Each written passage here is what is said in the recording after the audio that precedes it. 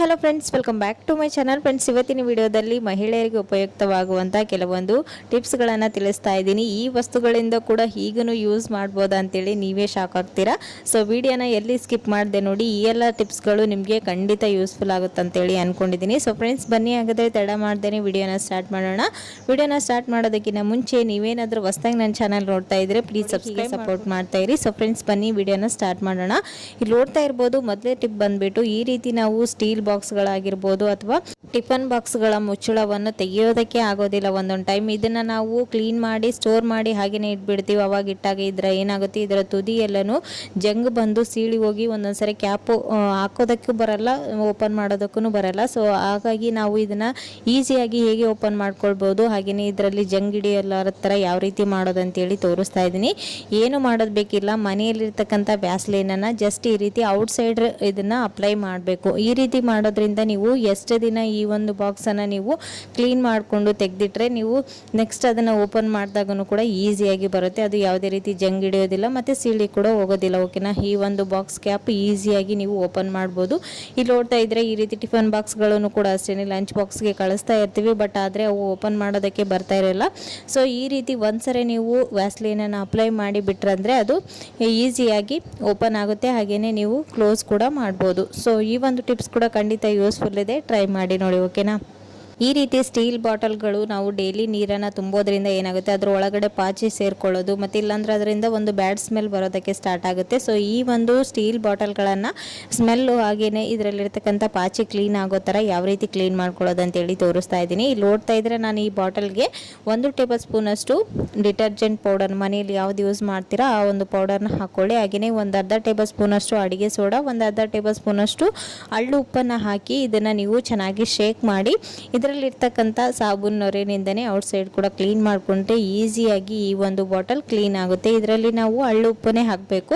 ಅದನ್ನು ಹಾಕೋದ್ರಿಂದ ಅದೇನು ಮಾಡುತ್ತೆ, ಅದರ ಒಳಗಡೆ ಹೋಗಿ ಪಾಚಿನಂಶ ಏನೆಲ್ಲ ಇದೆ ಅಲ್ವಾ ಅದನ್ನೆಲ್ಲನೂ ಕ್ಲೀನ್ ಮಾಡುತ್ತೆ. ಹಾಗೆಯೇ ಇದರಲ್ಲಿರ್ತಕ್ಕಂಥ ಬ್ಯಾಡ್ ಸ್ಮೆಲ್, ನಾವು ಸೋಡಾನ ಹಾಕೋದ್ರಿಂದ ಬ್ಯಾಡ್ ಸ್ಮೆಲ್ ಕೂಡ ಈಸಿಯಾಗಿ ಹೋಗುತ್ತೆ. ನಾವು ಇಲ್ಲಿ ಡಿಟರ್ಜೆಂಟ್ನಲ್ಲಿ ನಿಂಬು ಇರುವಂಥ ಡಿಟರ್ಜೆಂಟ್ ತೊಗೊಂಡಿರೋದ್ರಿಂದ ಅದು ಈಸಿಯಾಗಿ ಕ್ಲೀನ್ ಆಗುತ್ತೆ. ನೀವು ಇಲ್ಲಾಂದರೆ ಮನೆಯಲ್ಲಿರ್ತಕ್ಕಂಥ ಒಂದು ಅರ್ಧ ನಿಂಬೆ ಹಣ್ಣನ್ನು ಹಿಂಡ್ಕೊಂಡು ಕೂಡ ನೀವು ಯೂಸ್ ಮಾಡ್ಬೋದು. ಈ ರೀತಿ ಮಾಡೋದ್ರಿಂದನೂ ಕೂಡ ಇದರಲ್ಲಿ ಇರ್ತಕ್ಕಂಥ ಬ್ಯಾಡ್ ಸ್ಮೆಲ್ ಎಲ್ಲನೂ ಕಂಪ್ಲೀಟ್ ಆಗಿ ಹೋಗುತ್ತೆ. ಈ ಒಂದು ಟಿಪ್ಸನ್ನು ಕೂಡ ಖಂಡಿತ ಟ್ರೈ ಮಾಡಿ ನೋಡಿ. ಸೊ ನೋಡ್ತಾ ಇರ್ಬೋದು, ಇಲ್ಲಿ ಬಾಟಲ್ ಮೊದಲಿದ್ದು ಬಾಟಲ್ಗೂ ಇವಾಗೂ ಎಷ್ಟು ಶೈನಿಂಗ್ ಆಗಿ ಕ್ಲೀನ್ ಆಗಿ ಕಾಣಿಸ್ತಾ ಇದೆ ಅಂತ.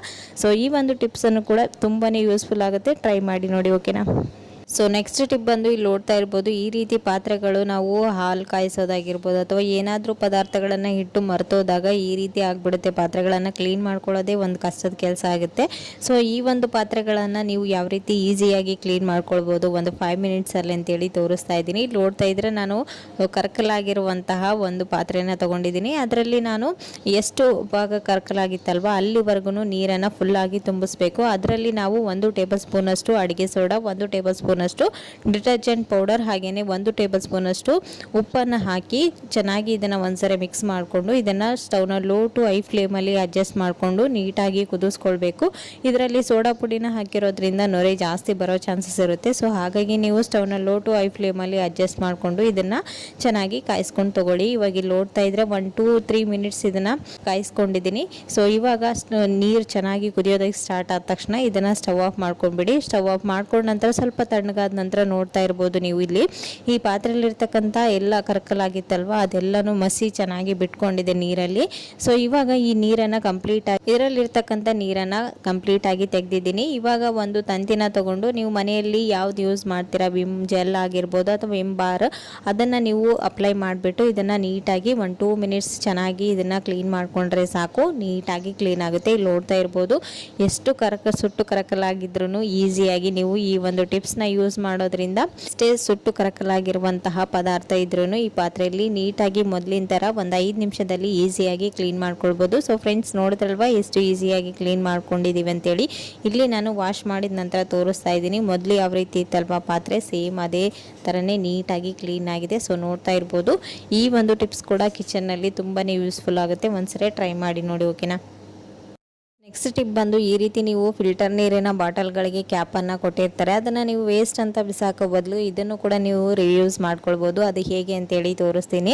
ಇಲ್ಲಿ ನೋಡ್ತಾ ಇರ್ಬೋದು, ಸಿಲಿಂಡರ್ ಸ್ಟ್ಯಾಂಡಿಗೆ ನಾನು ಈ ಒಂದು ಕ್ಯಾಪನ್ನು ಹಾಕಿದ್ದೀನಿ. ಈ ರೀತಿ ಹಾಕೋದ್ರಿಂದ ನಾವು ಸಿಲಿಂಡರ್ ಆ ಕಡೆ ಈ ಕಡೆ ಸರಿಸಿರ್ತೀವಿ ಅಲ್ವಾ, ಟೈಲ್ಸ್ ಎಲ್ಲನೂ ಕ್ರ್ಯಾಚ್ ಆಗೋದಿಲ್ಲ. ಹಾಗೆಯೇ ನೀವು ಫ್ರಿಡ್ಜ್ ಸ್ಟ್ಯಾಂಡಿಗೂ ಕೂಡ ಈ ಒಂದು ಕ್ಯಾಪನ್ನು ಯೂಸ್ ಮಾಡ್ಬೋದು. ಚೇರ್ಗಳ ಕಾಲ್ಗಳಿಗೂ ಕೂಡ ಈ ಒಂದು ಕ್ಯಾಪನ್ನು ಹಾಕ್ಬೋದು. ನೀವು ಈ ರೀತಿ ಹಾಕೋದ್ರಿಂದ ಟೈಲ್ಸ್ ಇರ್ತಾವಲ್ವ, ಅದು ಯಾವುದೇ ರೀತಿ ಟಿಪ್ಸ್ಗಳು ನಿಮಗೂ ಕೂಡ ಖಂಡಿತ ಯೂಸ್ಫುಲ್ ಆಗುತ್ತೆ ಅಂತೇಳಿ ಅಂದ್ಕೊಂಡಿದ್ದೀನಿ. ಯೂಸ್ಫುಲ್ ಆದರೆ ಪ್ಲೀಸ್ ಒಂದು ಲೈಕ್ ಕೊಡೋದನ್ನು ಮರಿಬೇಡಿ. ಮತ್ತು ನಾಳೆ ಹೊಸ ಟಿಪ್ಸ್ಗಳೊಂದಿಗೆ ಮತ್ತೆ ನಿಮ್ಮನ್ನ ಮೀಟ್ ಮಾಡ್ತೀನಿ ಫ್ರೆಂಡ್ಸ್. ಅಲ್ಲಿವರೆಗೂ ಟೇಕ್ ಕೇರ್, ಬಾಯ್.